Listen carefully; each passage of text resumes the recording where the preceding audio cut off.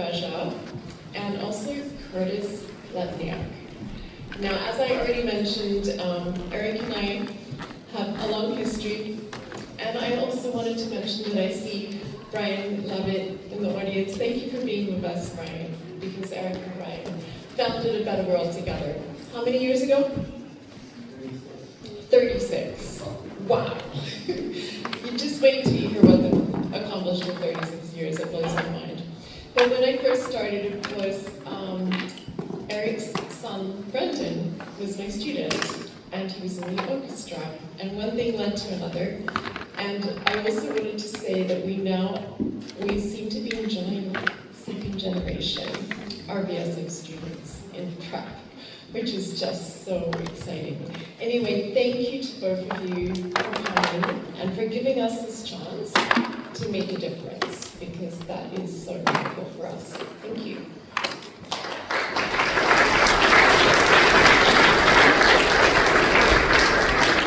Thank you very much.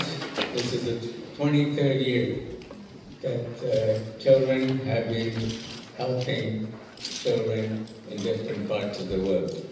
When Naomi founded the Rosedale Valley Strengths, we had beyond music alone as a vision.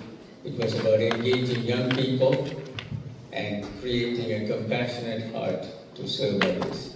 So for 23 years, all of these children have been part. This is one of my favorite pictures. This is the very first concert that we set our goal at $1,000 to raise to help children. And my son, and there are some people here, you can see Naomi and David, and some of the others who are here. I don't know whether Becca is in this picture or not, but I saw her here today as well.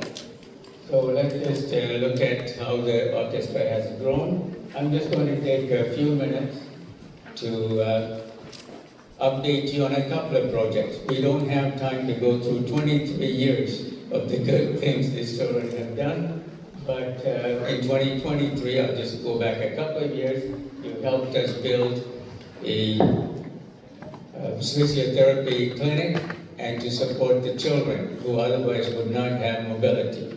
So every year this project has been going for the past many, many years. Here you can see some of the children who have benefited. We also have just a little distance here to, if not just move it, move the next picture along. All right, and then let's go to 2024, and we built the school there. Go ahead and hit the button on.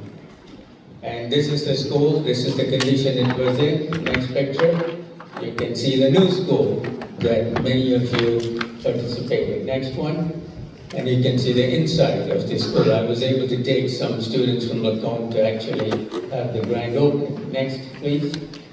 And here you can see the children enjoying their new school. Next one. And we also got more money than we planned on that year, that we actually took these toilets. Go to the next picture. You can see the new toilets that was built. Next picture. So last year, what did we do last year?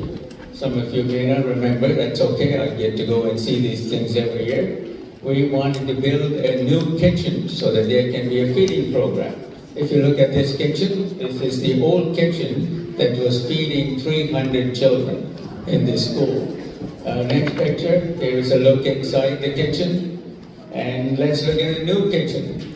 Last year, money came in before the concert. We actually got the building started. The day the concert started, the building was just about getting finished. So here it is, and here's the inside of the kitchen. And let's see what the next picture is. And here we were able to put some water tanks for the kitchen as well. Next one. But today's concert is going to raise money for a project in Zambia.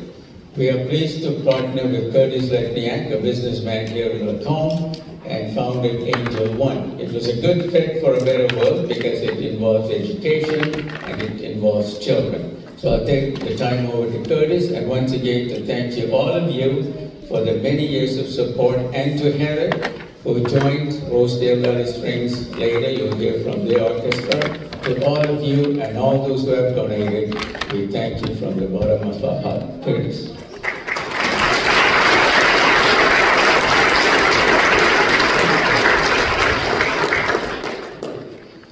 It's so encouraging to see partnership, and I believe there's a principle here. This partnership that Better World has had with Rosedale Valley Orchestra and Strings, it's just so encouraging to see how working together, God, when you have two partnerships come together, God doesn't just add, He multiplies. And I think we've seen that in the work that has been accomplished over the years. And this year is no exception.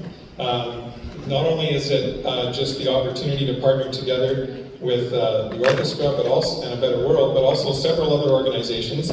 As Eric mentioned, I represent an organization called Angel One, and we help to, with humanitarian education, reach some of the most difficult places in the world through unique medium of aviation. And so different aircraft, helicopters, and fixed-wing aircraft to reach some of the most remote jungles, deserts, and different places in the world. And it was about 2 years ago, almost exactly, that I received a phone call from a gentleman who represented an organization called Child Impact. And they work in different places around the world to help children who are either in marginalized situations, a lot of times trafficking of children, and a lot of locations where children would just never have an opportunity to have an education. And they work to plant schools in different places around the world that would give children an opportunity for this. And so he called, and I was just moved by the project that they were presenting, or that he was saying they wanted to do in Africa.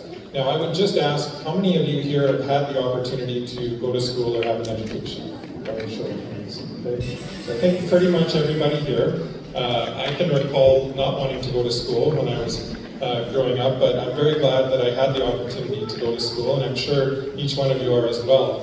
And so as Jason was telling me about this project, he was describing this place in Africa, in Zambia, called the Kafue Flats, and it's this kind of just very flat area in the country of Zambia that's very low and swampy, and it has this river just snaking through the whole plains of this part of Zambia.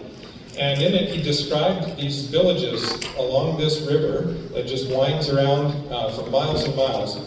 And there were over 30 villages there that they had become aware of that did not have a single school in any one of those villages. Can you imagine? 30 schools. These little villages are on islands that are kind of throughout this plain.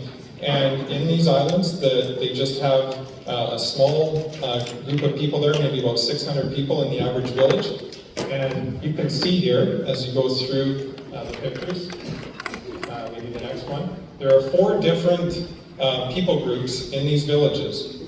And they represent kind of a wide range of people that most of their subsistence is off one of 2 things, either fish, and one of the groups of people have cattle that they have on these little islands right in that area there. And so, you can go to the next slide. The goal here is to see over the next several years 30 schools in these 30 villages. Right now they have no schools and no medical. There's typically in every town, there's, like I said, about 600 people and a bar. And that's about what you find in each of the towns.